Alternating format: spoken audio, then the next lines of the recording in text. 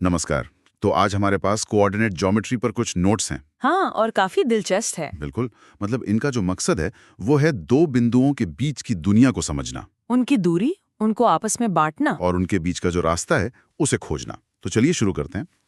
तो इन नोट्स में जो पहली चीज मेरी नजर में आई वो है दो पॉइंट्स के बीच की दूरी का फॉर्मूला। डिस्टेंस फॉर्मूला हाँ, d is equal to under root x2 minus x1 का whole square plus y2 minus y1 का होल स्क्वायर। ये देखने में थोड़ा डरावना लगता है। हाँ, पर मजे की बात यह है कि ये असल में पाइथागोरस थ्योरम ही है। अच्छा। बिल्कुल। आप बस किसी भी दो पॉइंट्स के बीच एक क्या कहते हैं, एक राइट एंगल्ड ट्राइंगल सोचिए, ठीक है। और ये फॉर्मूला बस उसके हाइपोटेनस की लंबाई निकाल देता है।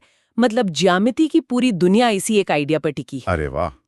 तो मतलब जो हम 7वीं क्लास में सीखते थे वही चीज यहाँ एक नए अंदाज में वापस आ रही है। एग्जैक्टली। इसी से जुड़ा एक और कॉन्सेप्ट है नोट्स में, समदूरस्थ या इक्विडिस्टेंट पॉइंट्स। हाँ, सुनने में तो मतलब काफी सीधा लगता है कि एपी और पीबी बराबर होंगे, पर इसका असली इस्तेमाल कहाँ है? ये ये तो हमारी रोज की जिंदगी में है।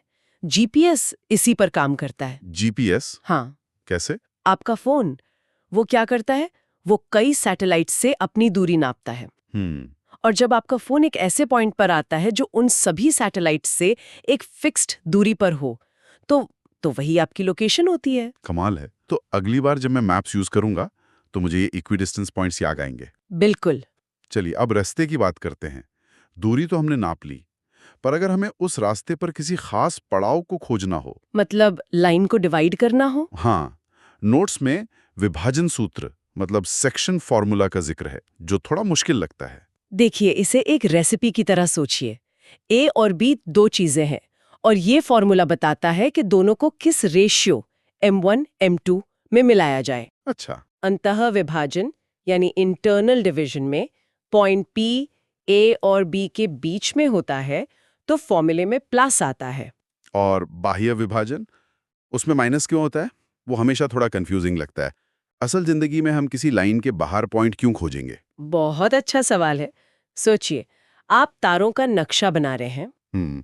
आपको दो तारों A और B का पता है, और एक तीसरा तारा P ठीक उनकी सीध में है, पर उनसे भी आगे। तब? तब बाह्य विभाजन का इस्तेमाल होगा। समझ गया। हाँ, या फिर फिजिक्स में जब हम दो बॉडीज के सेंटर ऑफ ग्रेविटी के बाहर किसी पॉइंट पर फोर्स कैलकुलेट करते हैं, तब ये काम आता है। अच्छा, तो ये सिर्फ लाइन को बांटना नहीं, उसे आगे बढ़ाने का भी एक तरीका है। सही पकड़ा। अब अगर सेक्शन फॉर्मूला हमें किसी भी अनुपात में लाइन बांटने की ताकत देता है तो सबसे आसान बंटवारा तो ठीक बीचों बीच होगा। हाँ, यानी 1.1 के रेशियो में। उसके लिए नोट्स में एक शॉर्टकट है, मिड पॉइंट फॉर्मूला। बिल्कुल।